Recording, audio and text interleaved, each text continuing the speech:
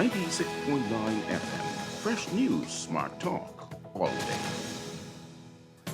The views and opinions of the hosts and guests are their own and do not necessarily reflect the position of the management and staff of Guardian Network.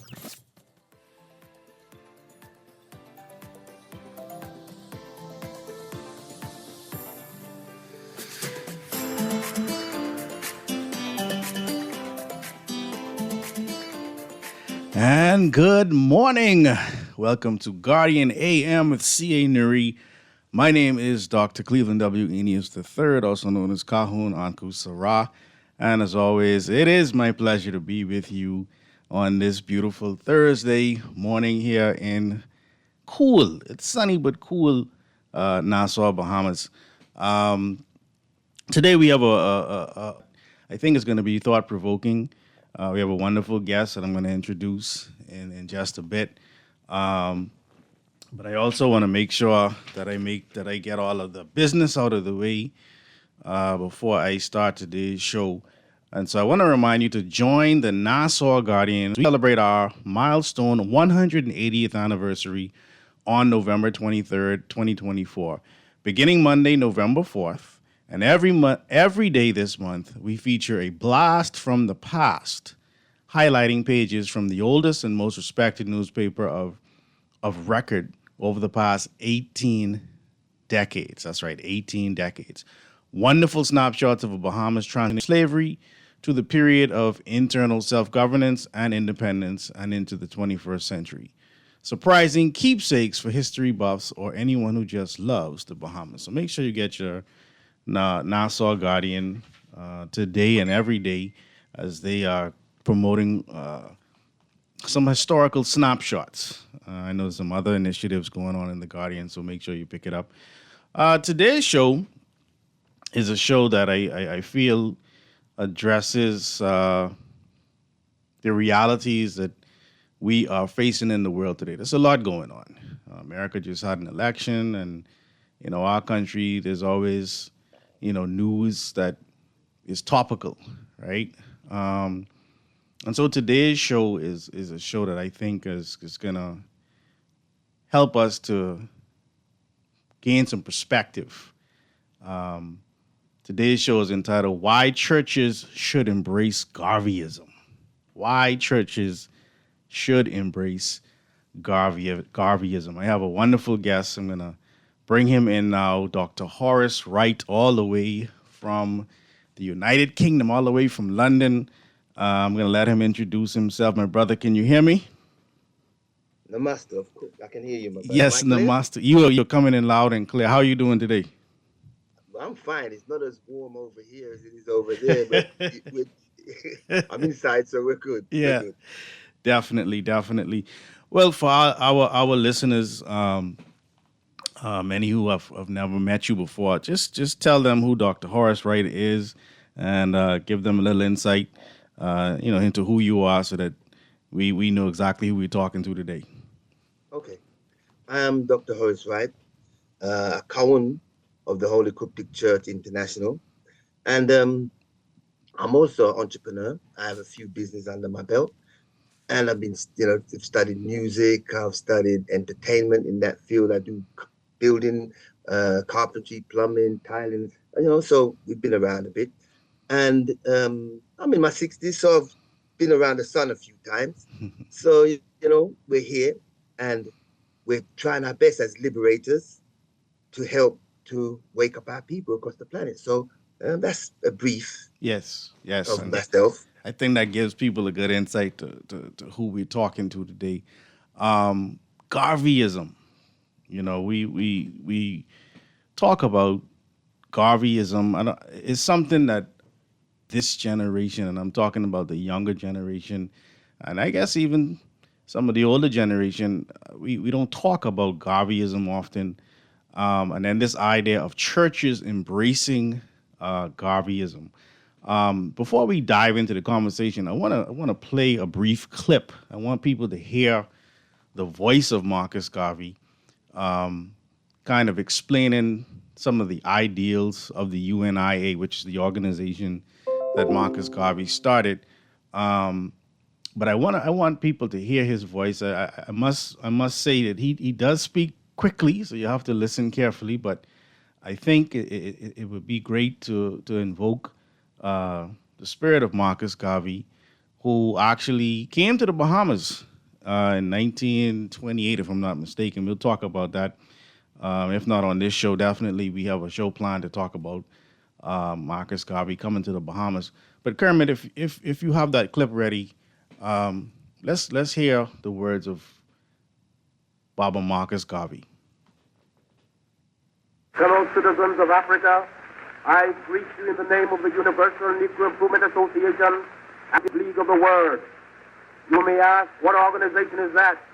It is for me to inform you that the Universal Negro Improvement Association is an organization that seeks to unite into one solid body the 400 million Negroes of the world, to link up the 15 million Negroes of the United States with the 20 million Negroes of the West Indies, the 40 million Negroes of South and Central America, with the 280 million Negroes of Africa, for the purpose of bettering our industrial, commercial, educational, social, and political conditions.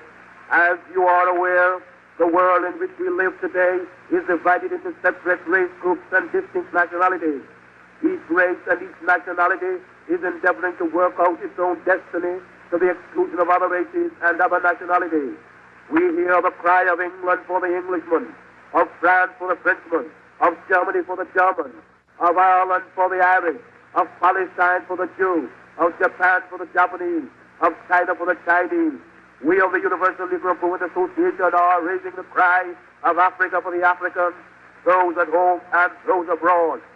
There are 400 million Africans in the world who have Negro blood coursing through their veins, and we believe that the time has come to unite these 400 million people for the one common purpose of bettering their condition. The great problem of the Negro for the last 500 years has been that of disunity. No one or no organization ever succeeded in uniting the Negro race. But within the last 4 years, the Universal Negro Improvement Association has worked wonders in bringing together in one fold 4 million organized Negroes who are scattered in all parts of the world, being in the 48 states of the American Union, all the West Indian Islands, and the countries of South and Central America and Africa. These 4 million people are working to convert the rest of the 400 million scattered all over the world.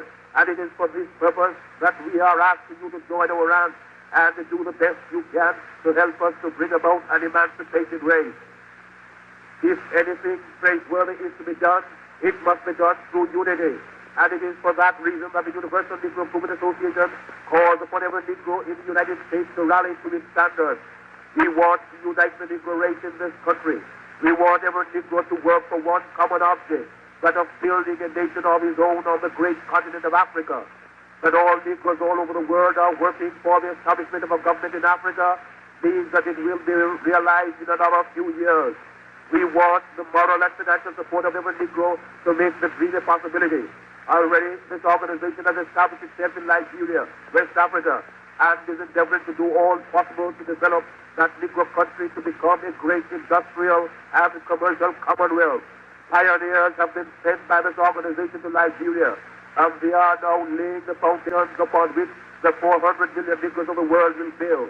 If you believe that the Negro has a soul, if you believe that the Negro is a man, if you believe the Negro was endowed with the senses commonly given to other men by the Creator, then you must acknowledge that what other men have done, Negroes can do. We want to build up cities, nations, governments, industries of our own in Africa, so that we'll be able to have a chance to rise from the lowest to the highest positions in the African Commonwealth.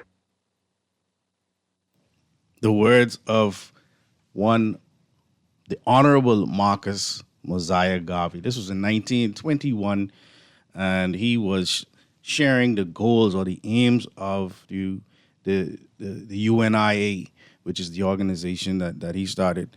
We're on the line with Dr. Horace Wright out of London. He's a Cahoon of the Holy Coptic Church.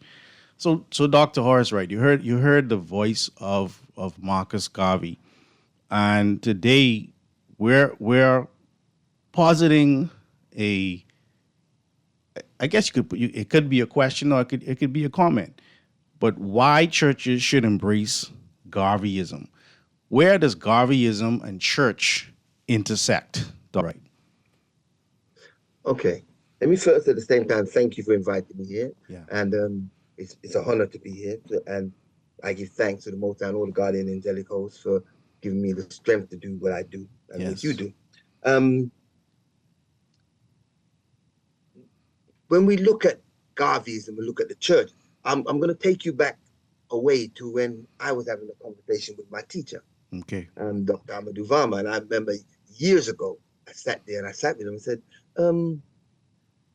why are we looking at Garveyism considering we're a church? Mm-hmm. And Garvey wasn't religious. And he said, no, that's not true. And, we then looked at several quotes of what Garvey, just basic one aim, one God, one destiny, which I heard every day. Mm-hmm. Jamaican descent, you hear that all the time. Yeah. And all the statements that Garvey had done, and always bringing into play oneness. It's just that at that time I wasn't listening. This is way back. Yes. And with that in mind now, I said, well, okay, we have to now go right back to years ago, to when churches were the places where people went to for salvation, not just for salvation on a spiritual level, for salvation physically as well. Wow. Meaning, if community, Right. we would tend to go to our church and we'd go in there, and our pastor, our reverend, would make a speech and talk powerfully about things that are happening in the community and why we as a people need to fight against these. We would join forces in making sure that our members, and in those times, a church that had black people in it, and we weren't going into all these mixed churches. It was mainly, we stuck to what it was. Even now, if you go into a lot of the Seventh-day Adventist church over here in England, it's predominantly black. Then you'll have the Seventh-day Adventists, which are whites as well. But you go into Jehovah's Witness churches, and they're mixed mainly. But when we was growing, they had a lot of this, and it's still today happening. Churches where the black people are letting off, and we're talking about things that are happening, and a lot of the culture, our way of life, the way we looked at things and analyzed things, and the politics that we used was Garveyism politics, because it was about the unity of black people, the unity of my brothers and sisters, of us setting up businesses. And we encouraged these things in the church. So this gave not just the power of saying, well, nowadays, the prosperity church is saying, oh, if you give your money, we can make you rich, basically. But this was happening by us saying, look, we work together. We put our money together. We build, we support each other. We make sure that all the families are well looked after.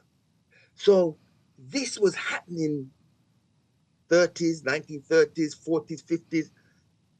And if there was a lynching, if something took place, even though, we all went to the church, and sometimes the church wouldn't do as much as they should do, but we would all know, hey, this is the place that would save us.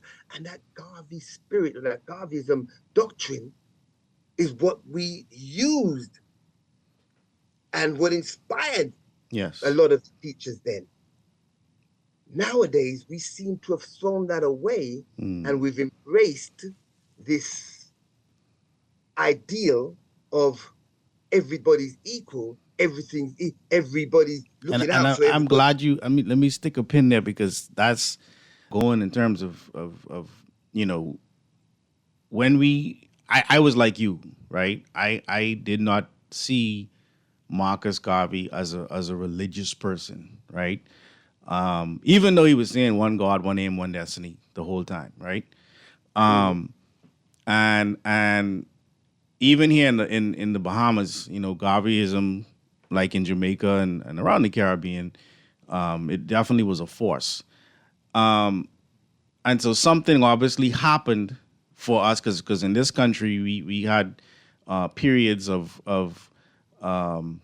political and social change that revolved around Garveyism, and you're now saying that churches today now are espousing this message of, well, we're all God's children, we're all the same, etc. What how is that different from Garveyism, and is that something that actually helps us? We're all God's children. Well, actually, it weakens us when we're saying it. Not that we're not all God's children in the Right. sense that, but we've got to realize, just in the speech that we heard a while ago, right, and that statement that Africa for Africans, every race is looking out for themselves. Wow. Right? God was just saying every race is looking out for themselves. And when you go to the Irish, even the Irish say we're Irish. Polish say we're Polish. Right? Even the Europeans are splitting themselves, but they're looking out for themselves. They join forces when it comes to coming against another race. Right. Japanese is the same with Japanese. Chinese is the same with Chinese, and they look out for themselves. Here we are, been indoctrinated and Christianized, European Christianized, I put it that way for us, right? In saying everybody's equal, but then we're not treated equal. But yet we believe that everything's equal. Then at the same time, because we're doing that and we're not supporting each other, and everybody else is supporting themselves, so everybody else is elevating and raising up, and there we're spreading ourselves thin across the ground, trying to be Asian, trying to be Oriental, trying to be Caucasian, trying to be everybody but. And our land, our home, Africa, is being attacked and slowly eradicating our culture. Not slowly, they've been eradicating our culture. Now, we're at a stage where there's certain countries now saying we need to fight. We need to step out of this. Burkina Faso, just one that I'm going to mention. But so it's weakening us because we're trying to be European. We're trying to think like the European. We're trying to act like the European. We're trying to do everything like European, when there were so many messengers that came to us from the past, up to date, Bibis and Babas, that came to us and said, hey, our strength is in unity. And we've heard it so many times. Unity. But yet when we say unity, we think unite the whole human race. And that's not going to happen. We first got to unite ourselves, achieve things on our own grounds by ourselves so that others respect us. Now when we sit down, we can have a unity in the sense of we can agree on certain things which benefit us both. Yes. So Marcus Garvey, he in unifying Africans all over the globe, oftentimes when these type of discussions are had, there are people who will say, well, America has its problems, UK has its problems, Caribbean has its problems. When you start talking like this, there are people who will say, well, I don't think that the problems in America affect the problems in London, affect the problems in Jamaica, etc. What does Garveyism say about that aspect of just people being separated into their specific nations versus actually seeing each other as Africans first? Okay, let me just read what if you would go online and pull up Garveyism, what they say. Yeah. Garveyism, a political and radical, a doctrine that advocates the black separation and creation of self-governing black nation in Africa. But they've used the word radical as if to say, we're stepping out of something great. Then it will talk about empowerment, it'll talk about unity. Now, when you mention about across the world, everything that affects any of us, no matter where it is on the planet, affects all of us. Yes. Why do we say this? Because if something happens in England that's never happened in America, and it works here, they're going to replicate it everywhere else. it happens in the Bahamas, if it happens in Jamaica, look at these little spots. Right. And when they kill someone or take over some, for instance, Black Wall Street, going back there, back to Black Wall Street, Tulsa, and they saw a town, a city thriving, hospitals, Yeah. buses, cinemas, theaters, everything going, and people were like, they're doing okay, they're doing great. They were building everything. They looked and said, we have to destroy this, Right. because if they succeed, others are going to do the same thing. Not that there wasn't others doing the same thing, and they buried them. There's many in lakes and stuff that they made, that their cities, their black cities under in America. Yeah. In England too, there's places that were developed and they destroyed them same way. Wow. So once it happened in America and they realized things was happening then, and we heard it. I remember as a youth when we heard Black Power and Black Power, we heard about the Black Panther, and then we remember there was a fight going on, and we have to step up. Every one of us was like, yes, we want to get involved with this. So they understand fear can spread like wildfire across the globe. So if I do something to one of you over there, it will put the fear of God, if you like, into you and stop you from doing the same thing. When we're saying it doesn't affect, we're saying as a nation of people, don't let them separate us as countries. Don't let them separate us as islands. We're a nation of people. Yes. And when you touch one, you touch all. And if we don't see that, then we don't understand that now when they've got us into this situation now that we're in a church, we're Christians, and we're looking up and we're seeing the white Jesus. We're seeing this image of a white Jesus. And we're saying, well, Garvey said, God, so this must be what he was talking about. No, because he was saying black, black, black. Yeah. So the white Jesus was never what he was looking at. So obviously he was utilizing the terminology that we had to use because everyone was into religion. So we can't just throw it away. We're going to talk to you in that concept. But we're going to understand that we're going to bring you back to where you were. Right. Right. So when you walk in a church, you see the white Jesus, and you see, they'll talk to you about Muhammad and say, well, in one of the hadith, that his armpit was white as pale as snow. Then you're saying that the pale image is what's controlling us, and that's the goal, or whatever you want to call it. So we will now keep looking up to that subliminal because you're putting that in our mind. So as we're talking about these different things of us being in a different part of the globe, we've got to understand the same way how in different parts of the globe, these religions are everywhere we are, and they're linked everywhere we are. We have to be the same way. Wow. Wow. We're here on Guardian AM with C.A. Newry. My name is Dr. Cleveland W. Eneas III. We're listening to the voice of Dr. Horace Wright all the way from London, UK. He's a Cahun of the Holy Coptic Church International in London. The numbers to call today is 323-6232, 325-4316, 325-4259. Of course, in the family of islands, toll free 242-300-5720. Of course, if you would like to ETC, and you can text at 422-4796. That's 422-4796. Of course, we are streaming live on guardianradio.com. And we definitely welcome your calls and your texts at this time. So, Dr. Wright,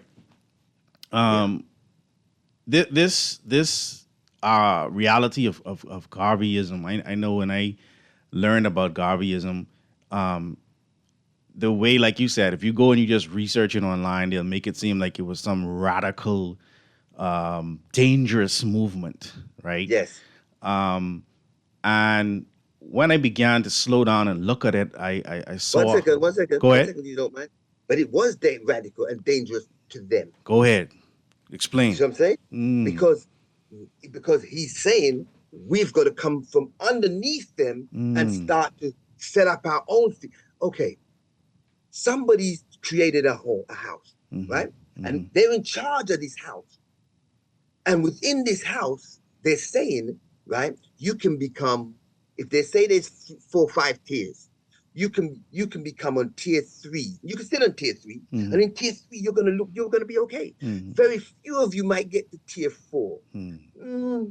Rare tier 5, none to tier 6, Wow. right? Mm-hmm. And we're in this house, and we're there fighting, struggling, and even saying, okay, I'm okay here. I'm at tier 3. I'm all right here. Look, respect to me. Josephine's treating me nice. These people there, look.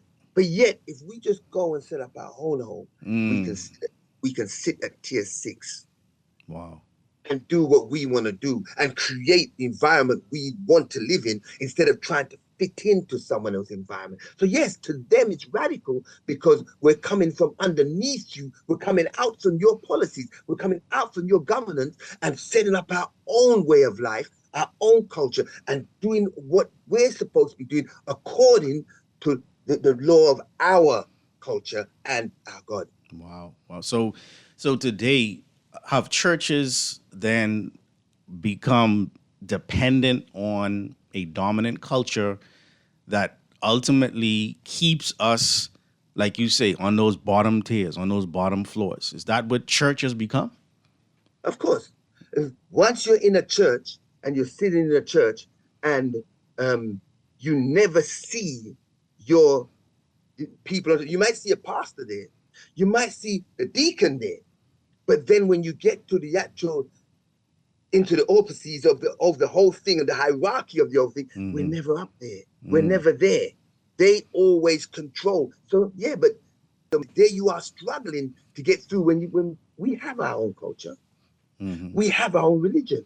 We have our own way of life. Why can every other race have their religion and they're respected? Why don't we just step aside and say, let's go back to what we did?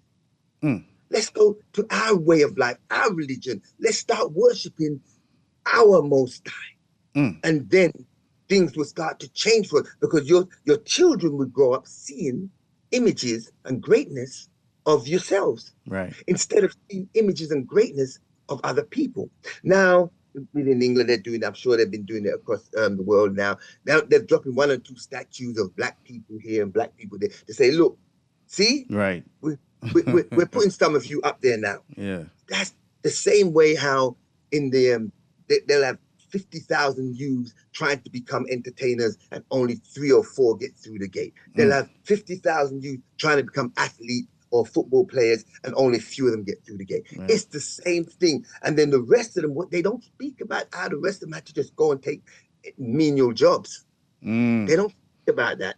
So we're in that same bucket, the same trend of all trying to do something instead of us turning around and saying, listen, let's go build. Let's set up our own accreditation. Yes. Let's move aside from what they're giving. Well, who gave them the right to credit everything, to make everything through what they give credit to, make it loyal or law? Yes. Yes. You know what I'm saying?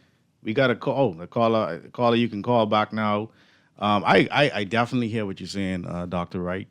I think it has been, I guess, it's been the norm for so long that to even think in the way that we are discussing this idea of, let me say it this way. Oh, we got the caller back. Let's take this quick call, and then we'll jump back into the conversation. Caller, you are on Guardian AM with CA Newry. Welcome to the show.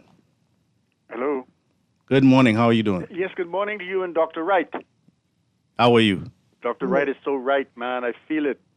It's amazing that a lot of African leaders are looking at this script the right way. You find, I notice in some African countries that are loaded with gold, and these international companies come in and they just mine the hell out of all the gold, and yet still, these African countries, you need 1,000 $1 bills of African currency to make $1 US. And something is fundamentally wrong with that. And what I see the African countries are doing now is they are selling their gold in their currency instead of another currency and then lose. So I wonder if your guest, Dr. Wright, can speak to how that paradigm would affect the African countries in gaining some kind of monetary value in this global world. Could I hang up and listen? Sure. All right. Dr. Wright, the floor is yours. Okay. Now, everything that they've given us, they've said their country or their currency. I like what you said. Now, I want to just bring something to the table. If we were to turn to England or America and say, every dollar, every pound I have, exchange it for gold, and everybody did that, could they give us the gold No. to match that? No. We all know they couldn't. No. They couldn't. Okay. They couldn't do that. So in Africa, because we aren't taking that up to say, well, let's set up our currency in line with our gold, and this is the value of our gold, right? And now, in order for you to get this, you got to pay us this. We're selling our gold cheap. Wow. We're letting them come in and mine for free. Wow. Literally, I'm saying for free. We're letting them come in the country and take away our resources based on some things that they may offer us. Oh, we're going to do aid and we're going to drop some grain, and for this, you're giving us the rights to this piece of land. Wow. So we're selling our gold cheap. Gaddafi had the right idea. Yeah. We need to set up a monetary system with one currency through Africa or through a portion of it, and then we will set it based on the resources that we have. And if we did that, and then said, well, okay, you, America, you, Europe, price these gold at this, so we're pricing it at that. Now, if you want it, you're going to have to pay that for it. The table will now change. Right.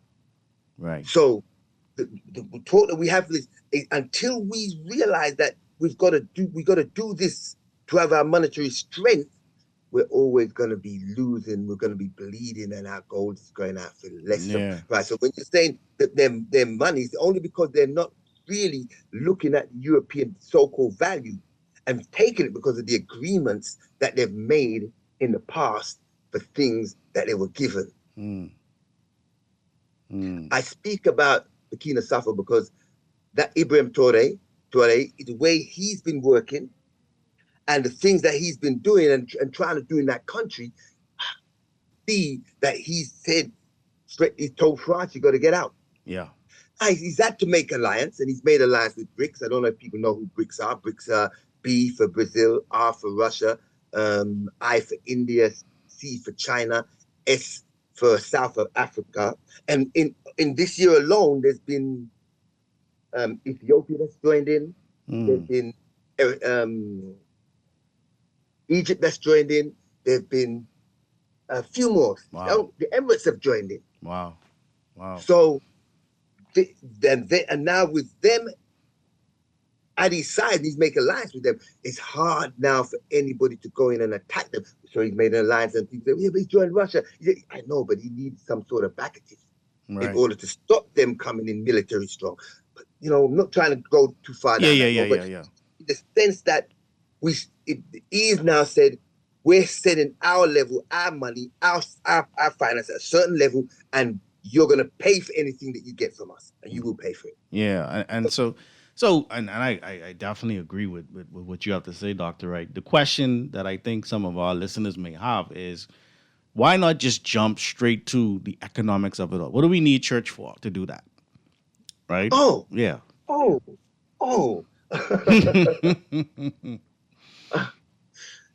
Right. Because one thing that we've seen in every nation that has been strong, they've had code. Let's make a code of conduct, a code of how to behave, a code of how to treat each other, a code of what to do when, and it's all been religion. The religion of Europe has kept them strong. The religion of India, Hinduism, has kept them strong. The religion of China, Confucianism, has kept them strong. The religion of Japan, Centauri, has kept them. Do you understand? Yes. Yes. The religion of Africa, which religion? Wow. Christianity, Islam. There's Hinduism going in there now. The Chinese is going there with Buddhism as well now. So all of this is coming to our place and we're jumping on. No, that religion is so important because when we're all on the same page, honoring the same code, scriptures, and we're living by the same code, our scriptures, and we're honoring the same code, our scriptures, and we've made our scripture the thing that guides us, the thing that we live by and we respect. And all the laws within our scripture offend and do wrong to each other. That's the only thing when I'm looking in Africa, I see they're making a difference. And yes, I've gone back to Ibrahim. Yes, he's making it, but that religion, if he doesn't get that right, that's what they're going to use to come and try topple him, because they'll use the religion and then turn the people's mind. Because if your mind is wrapped in your God and you believe in that God, you have faith in that God, and you work for that God. So the damage will come from within. The religion stops that from him. It stops the infiltration from coming from within, because you're part and parcel of this religion. And once you accept this way of life and know that this is your true way of life, your true religion, the thing that's always bound us together, atonism, at oneism, made us one. Yes, indeed. We're going to run to a quick break, Dr. Wright. Thank you so much for being here with us. We're here on Guardian AM with CA Newry. My name is Dr. Cleveland W. Eneas III, and we are listening to the voice of Dr. Horace Wright all the way from London, UK. He is a Cajon of the Holy Coptic Church International. We'll be back right after this.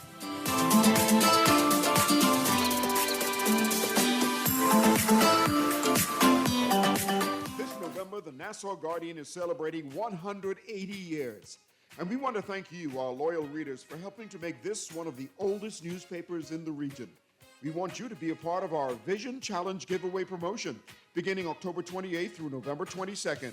All you need is an 80 years logo printed every day in the Nassau Guardian newspaper, and you could win prize money. Just purchase your daily Nassau Guardian newspaper every day beginning Monday, October 28th. Find the 180th Nassau Guardian logo, cut out the page, mark the spot, write your name and phone number on that clipping, drop off your entries at our offices on Carter Street in Oakesfield, and every Friday, November 1st, November 8th, November 15th, and November 22nd, one drawing will take place. It's that simple. Love the show? Want to give your support? Become a sponsor today. Call 302-2300 for our rates and packages. That's 302-2300. Become a sponsor on Guardian Radio 96.9 FM. Fresh news, smart talk, all day. Get ready to indulge in the freshest seafood in town. The Seafood Bistro is now open at East Street South Super Value Plaza. From juicy lobster tails to crispy conch and delicious snapper, our menu has something for everyone. Don't miss out on our irresistible flavors that will leave you craving more. Visit us today at East Street South Super Value Plaza. And let us take your taste buds on an unforgettable journey. For more information, call 1-242-802-8800.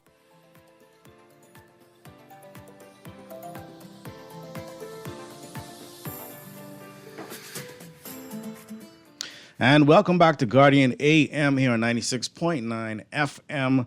We are excited to be in a space where we can have these types of conversations, because for those of you who may just be joining us, we're having a discussion on why churches should embrace Garveyism. So we've been talking about Garveyism with our special guest today, Dr. Horace Wright, a Cajon of the Holy Coptic Church of the Black Messiah International. And we got a couple of texts that just came through. So Dr. Wright, I just want to jump to these texts and have you respond to one text in particular. This first text is kind of an appeal to the radio station, right? They's like, look, man, they say, Uncle Dr. Cleveland is the third. I'm enjoying this Black eye-opening show, this Black empowerment, Black upliftment show, please work out something with Dwight Strachan for a permanent weekly 2-hour show on Sunday evenings or Saturday evening. Uncle, you just popping up once in a while is not sufficient. Stop playing. Work it out with Dwight Strachan. You've been told. I've been told. So I'm saying that for the record. We got to get something permanent. Another text here. Ask your guests, how come your grouping seem to be against white people? How come your grouping seem to be against white people? That's the question from the texter. How come our grouping seems to be against white people? Yeah, this is what the text is. I'm hearing it. Or is it white people seem to be against us? Oh. I'm just saying. Yeah. So the minute we say, let's do for each other, we're now the people that's fighting against someone else. No, we're just saying, let's support each other. Right. And no part of this conversation have we said we're attacking them. No Right. part of we said get rid of them. No part of we said take them down. No, we've just been saying let's uplift ourselves. But the minute we start talking about the upliftment of ourselves, we get this notion of that, oh, you must be fighting against everybody else. No, we're fighting for ourselves. And other leaders in the past have done this and fought for the benefits of their people, right? Kwame Nkrumah, he fought for the benefits of his people. What did they do? They kicked him out of his country. They exiled him from his own country. Many times that our people, and the minute we start to say, like Garvey said, Africa for Africans, then we're fighting against it. No, Europe is for Europeans, right? Yep. Okay, China's for Chinese, India's for Indians, Africa for Africa. So we're just simply saying, let us talk. And if you remember earlier, we did say, once we can become a unified force, we can sit around the table and speak to all other races as one, and we can unify that. Didn't we say this? Yes, that was said. We're not fighting against anybody. We're fighting for the empowerment of our people. That's what Marcus Garvey spoke about. He spoke about the empowerment of our people, and that we need to empower ourselves. And this keeps happening. I don't blame you. I'm not attacking you, because it's a condition that we've been put under, that the minute one of us say, hey, let's unite, we automatically think we're not trying to embrace everybody else. We can embrace them when we're strong. Yes. They're all strong. We need to be strong. Amen. Got another text that just came through. The text asks, what does the Bible say about Garveyism or towards Garveyism? We're talking about churches embracing Garveyism. Is there anything about Garveyism in the Bible? What does the Bible say about Garveyism or towards Garveyism? Well, the Bible doesn't say, oh, you must join Garveyism. But the Bible teaches in the sense of, now we're going to talk, the Bible teaches that, it said, you shouldn't mix thy seed. Didn't they say that? Yep. So if I'm not mixing my seed, do not mix your seed. Abraham was told this. Isaac was told this, right? Yep. Don't mix this. So that means God in the Bible was telling us we need to stay unified. We need to stay unified. And then when you get into Revelations, what is it talking about? It's talking about the gathering of the 12 tribes. Yes. So the Bible is saying we're gathering the 12 tribes. And it never said gather the whole of the planet. It said the 12 tribes. When you go into Revelation 7, it talks about this, the 12 tribes. So the Bible is telling us that we have to. Yes. The Quran says, we put you into tribes so you know each other. So the scriptures are telling us that we need to respect and know each other and know about each other and stay together. No different than every other animal, insect, organism on the planet does themselves. Yes, and indeed. the bee is a wasp with stripes on it. It doesn't go and mate with the wasp, right? It doesn't do it. Lizards see so many different lizards, it knows who to mate with.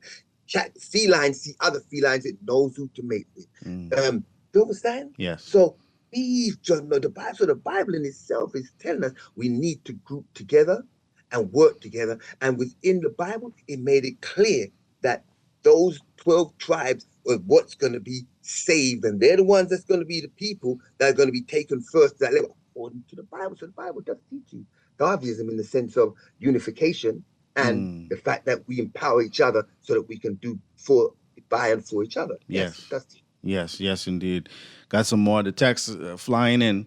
I got another text here saying, tell your guests in the Bahamas, the black people doing the black people more than the white people, not just murder, but on the jobs. We have reverse racism in the Bahamas and classism. This is what the texter is saying. That's not just the Bahamas. Go ahead. That's across the world, right? Right? It's in England too. The black people are fighting the black people. There's a saying that I've used a long time ago now. They don't need to police us anymore because we police ourselves. Right. What do I mean by that? Wow. We've been taught that we would continue to bring ourselves down. They've made, over here, they've got a thing called postcode. So they've got postcode gangs. And you go down the road, round the corner, it's a different postcode. You go around the other corner, it's a different postcode. And you got different gangs. And if you're seen walking in that area, they will attack you as you. They've got us annihilating ourselves so they don't have to do it. The days when I was growing up, when the white people used to drive down the road and attack us as youth, and we'd have to defend that. They don't have to do that anymore. We're doing it to each other. So it's not just happening there.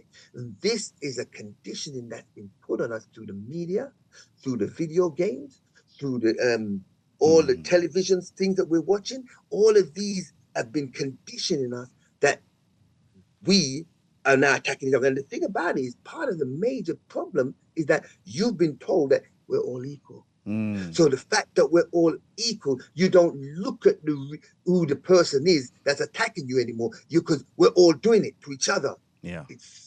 And they've sacrificed their own in this too. Yeah. So I was having a conversation with my daughter a while ago, and I was explaining to her that nowadays it's not so much about the blacks so much, because the blacks and the whites on the street will merge together, and they're doing the same thing. They're trying to talk the same, they're trying to behave the same. And that's a way of knowing, okay, you're not going to police each other. We're going to make sure that very few of you are going to come out of this spot. So it's not just happening in Bahamas, my dear. It's happening across the world. And that's why we need atonism. We need the church in this form to say, listen, we can't do this.